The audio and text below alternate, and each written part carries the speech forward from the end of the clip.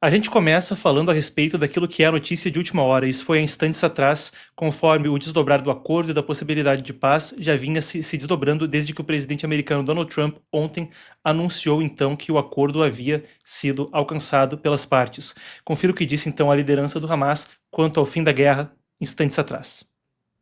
وإننا نعلن اليوم التوصل لاتفاق لإنهاء الحرب والعدوان على شعبنا والبدء بتنفيذ وقف دائم لإطلاق النار وانسحاب قوات الاحتلال ودخول المساعدات وفتح معبر رفح في الاتجاهين وتبادل الأسرى، حيث سيتم إطلاق سراح 250 من الأسرى الفلسطينيين الأبطال من الذين حكموا بالمؤبد، بالإضافة إلى 1700 من الأسرى من أبناء قطاع غزة الذين تم اعتقالهم بعد 7 أكتوبر، فضلا عن إطلاق سراح الأطفال والنساء جميعا.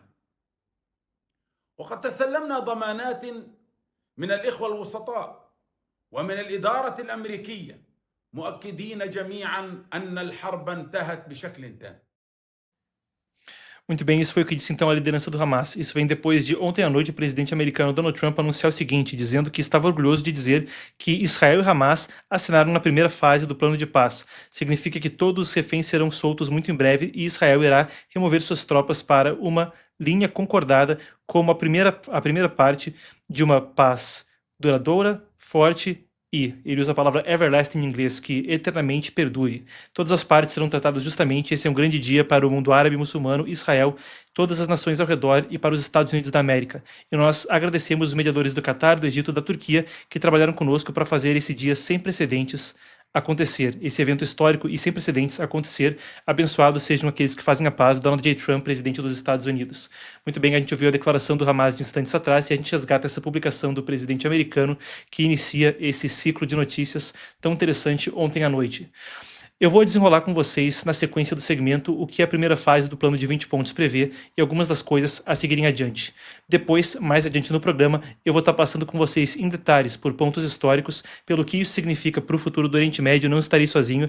Emanuele Coure, que está conosco fazendo análise de China, de Ásia e de internacional em geral, vai estar comigo conforme a gente desdobra alguns dos pontos recentes, enquanto muita coisa aconteceu já, só nessas poucas horas desde que a gente esteve ao vivo da última vez. Como esse também é um dia festivo, um momento que não significa só uma mudança geopolítica, mas o fim de sofrimento para famílias.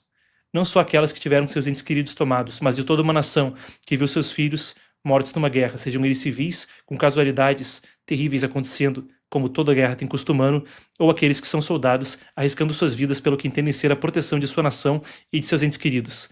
Sendo assim, eu pedi que a nossa produção deixasse separados alguns vídeos dos civis, então, comemorando nas ruas as famílias dos reféns e outros nas ruas de Israel. Se temos, a gente pode colocar na tela e vocês veem então imagens das comemorações vistas não só em Israel, mas também então na faixa de Gaza, conforme a gente desdobra os detalhes dessa primeira fase do plano de 20 pontos proposto pelos Estados Unidos. Vocês vão lembrar, vocês viram a apresentação desse plano numa tradução simultânea, numa cobertura especial aqui no Epoch Times, quando o premier israelense Benjamin Netanyahu esteve então junto de Donald Trump à margem da Assembleia Geral das Nações Unidas, momento que também teve uma ampla articulação com os países muçulmanos e árabes. O que sabemos do plano até agora, esse que está para ser implementado então na sequência. A primeira fase prevê a libertação de todos os reféns em 72 horas. Agora, vamos entender um pouco sobre o que é a linha do tempo a respeito desse assunto. O que acontece é o seguinte: Israel está agora, nessa noite, passando o acordo pelo parlamento, passando o acordo pelo gabinete de Netanyahu, e então deve ocorrer o anúncio de que Israel concluiu as negociações, assinou e pronto, e tudo assinado e tudo certo em instantes. Estamos falando de agora para as próximas horas, conforme isso está sendo votado em Israel. Depois disso, o que vai acontecer? Depois que tudo estiver assinado, vão ser 24 horas até o cessar-fogo entrar em vigor. Por isso, vocês que estão acompanhando o assunto internacional de perto podem ter visto nas redes sociais, às vezes, imagens mostrando explosões hoje cedo na faixa de Gaza, etc. São verdadeiras, e o que acontece é que alguns ataques ainda estão em curso, ainda há combate nesse instante, conforme a gente aguarda a assinatura e depois 24 horas para que o cessar-fogo entre em vigor. E aí, depois que o cessar-fogo entrar em vigor, mais 72 horas para o retorno dos reféns.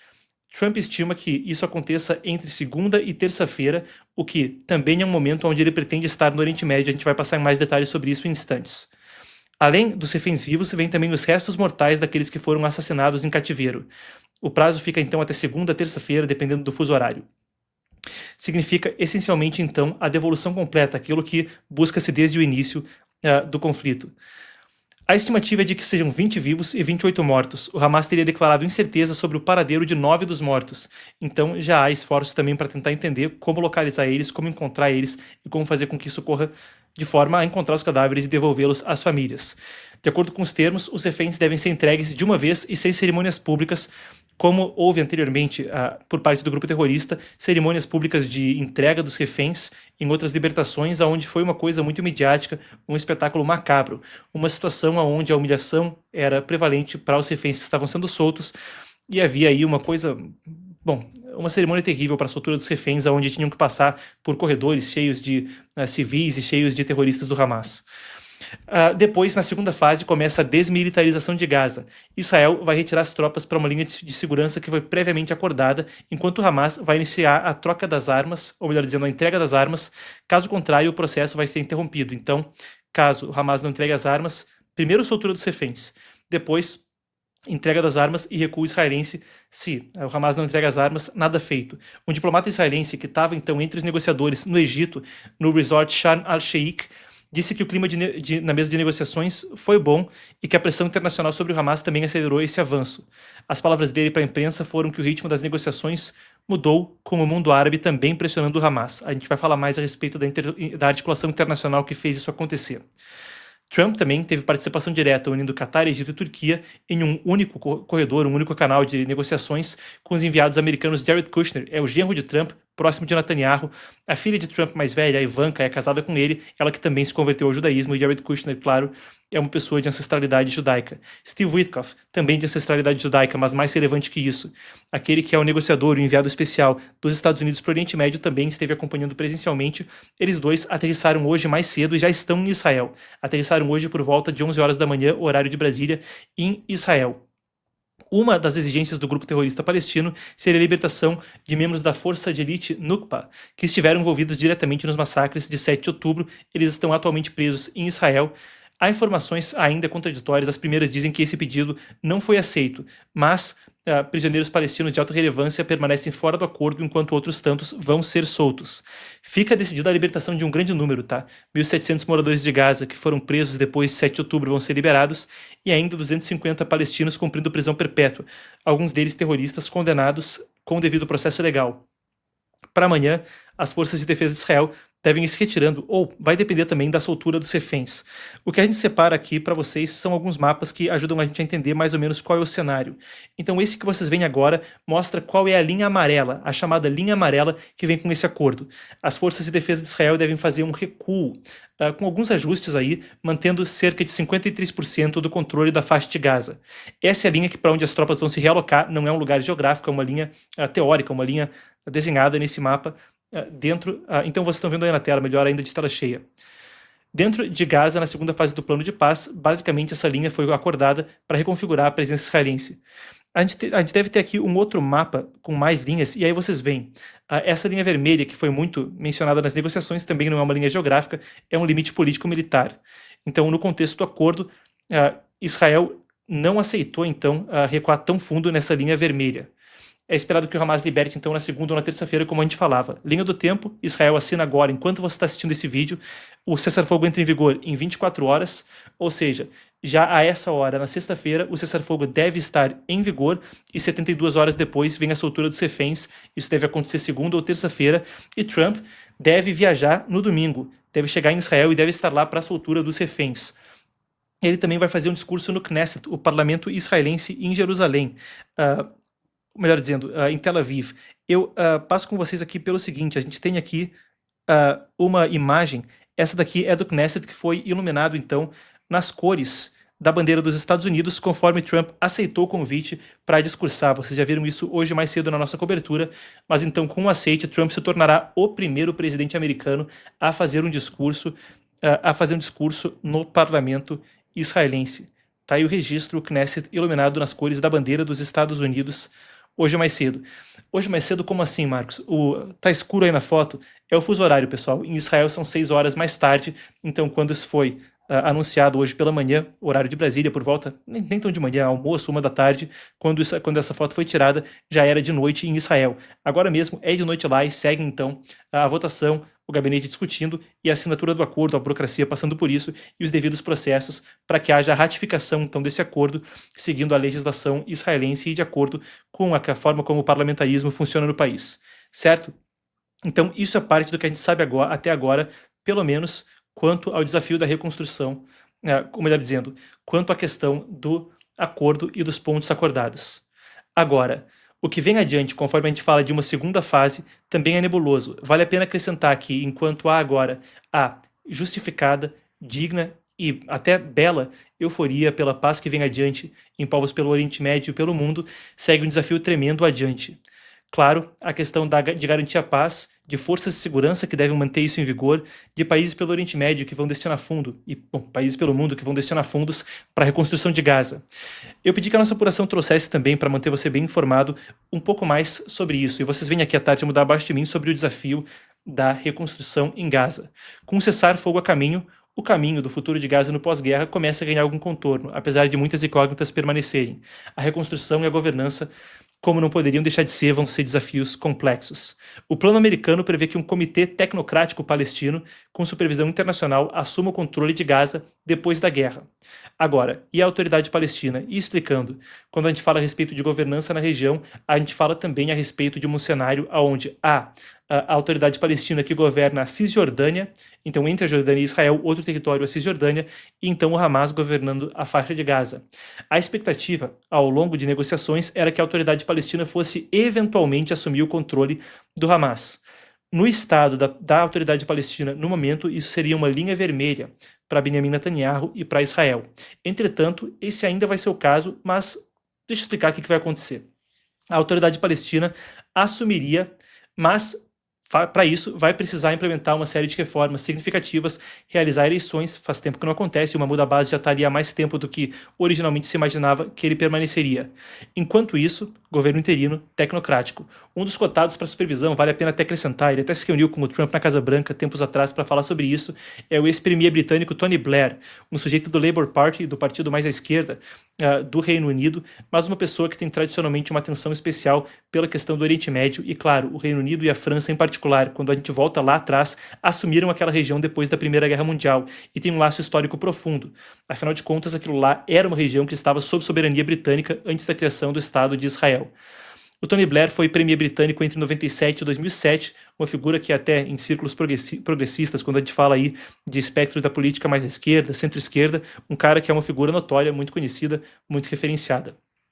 O Hamas, lembrando, está no poder em Gaza desde 2007 e e essa é uma das principais críticas que vem mesmo por parte de Israel, não utilizou os recursos que teve para o desenvolvimento civil da região, priorizou armamento, túneis, ataques a opositores, incluindo opositores palestinos dentro do enclave, essencialmente estabelecendo um regime autoritário que utilizava os fundos públicos e a estrutura governamental para opor Israel e, essencialmente, cometer atos de combate, culminando no que foi visto naquele 7 de outubro trágico de 2023. Por mais que seja um assunto trágico e com muitas nuances, a governança do Hamas, de fato, usou os recursos locais para fins militares, para fins belicosos. A gente aguarda para ver agora o que acontece, mas o que fica claro é que o Hamas não terá qualquer papel futuro na gestão da faixa de Gaza, o que era até condição para que isso acontecesse. A ONU, para a gente estimar quais são os custos então desse comitê tecnocrático, estima mais de 50 bilhões de dólares, com B de bola e pelo menos 15 anos de trabalho. Bom, para a gente manter aí as imagens boas, a gente tem aqui mais... podemos voltar para as imagens do pessoal comemorando, imagens tão bonitas enquanto a gente trata do assunto, um assunto tão trágico, pelo menos a gente pode ter o lado bonito aí na tela. Pô, Daniel, me ajuda. Agora sim, muito bem, então a gente vê as pessoas celebrando aí o acordo ao invés dos militantes armados. Brincadeira aí, todo carinho com o pessoal da produção que tão carinhosamente ajuda a gente a organizar esse programa. Vocês veem a celebração ao lado enquanto eu falo para vocês então sobre o que fica com os desafios da reconstrução na segunda fase da implementação do acordo. Muito bem, são 50 bilhões e claro, pelo menos 15 anos de trabalho, de acordo com analistas que estão estimando o que vai ser necessário fazer agora em Gaza. Seria impossível gerir isso apenas por grupos locais, por isso também a escolha de uma participação estrangeira. Os bombardeios israelenses destruíram 70% da infraestrutura de Gaza e 90% da produção agrícola, conforme Israel falava em túneis do terror e torres do terror, dizendo que muitas vezes prédios comerciais eram utilizados intercalando empresas civis e operações do Hamas, justamente obrigando a população civil a permanecer ali para gerar uma espécie de escudo humano. Além disso, quando a gente fala de túneis do terror, significa uma complexa rede subterrânea. E claro, isso também inclui o cativeiro dos reféns, que é subterrâneo. Para manter, e que muitas vezes isso exige, claro, ataques que envolvam destruir infraestrutura que está acima do solo, muitas vezes túneis cavados a partir de hospitais ou escolas. Isso é o que alega Israel ao falar também do motivo da destruição de áreas que são civis. É porque elas, de fato, cumprem, além da função civil, também uma função militar. Não é só questão urbana, tá? 90% da produção agrícola do enclave também foi aí prejudicada. O governo japonês anunciou disposição para apoiar de forma financeira e técnica a restauração de Gaza. Não só ele, o presidente americano disse também que o financiamento para isso e para uma força de manutenção da paz vai vir de países da região. Quanto ao futuro e uma solução de 2 estados, isso permanece pendente. 157 países reconhecem oficialmente um Estado palestino na Assembleia Geral da ONU. A gente viu recentemente, incluindo agora França, Reino Unido, Canadá, Portugal, Bélgica, Luxemburgo, Chipre, eram alguns outros, não vou lembrar de todos de cabeça. Mas mesmo sem o controle total do território, vale a pena pontuar que tem alguns outros desafios. Sim, a grande liderança do Hamas foi, em grande parte, exterminada. Muitos dos líderes, principalmente os envolvidos no 7 de outubro, foram eliminados, foram neutralizados ao longo do conflito. Entretanto, também existe aí um outro ponto, que é que novos grupos locais, novas forças políticas locais que podem estar armadas, também têm surgido. Um é o grupo Al-Stal e as Forças Populares, que são de um guerrilheiro chamado Abu al-Shabaab. A Força de Defesa de Israel aponta que isso contaria aí, entre ambos os grupos, com 3.000 homens armados. Os dois grupos dizem lutar contra o Hamas, mas não se sabe se só contra o Hamas ou se também lutariam contra, então, Israel. Um deles chegou até a oferecer dinheiro pela morte de alguns integrantes do grupo terrorista, então resta ser visto o que vai acontecer nesse cenário. Enquanto isso, a gente também pode citar algumas das reações que houve mundo afora. A gente tem aqui... vou passar por algumas questões de contexto, eu quero passar com vocês por algumas das reações que a gente tem. A gente pode começar com alguns dos chefes de Estado, a gente tem aqui Keir Starmer e Narendra Modi, então o premier britânico e o primeiro-ministro da Índia também, que estiveram se reunindo hoje mais cedo. Os dois comentaram a respeito do assunto, além de Recep Tayyip Erdogan, então o presidente turco. Confira. This agreement must now be implemented in full, without delay, and be accompanied by the immediate lifting of all restrictions on life-saving humanitarian aid to Gaza. The UK will support these crucial immediate steps and the next stages of the talks to ensure the full implementation of the peace plan.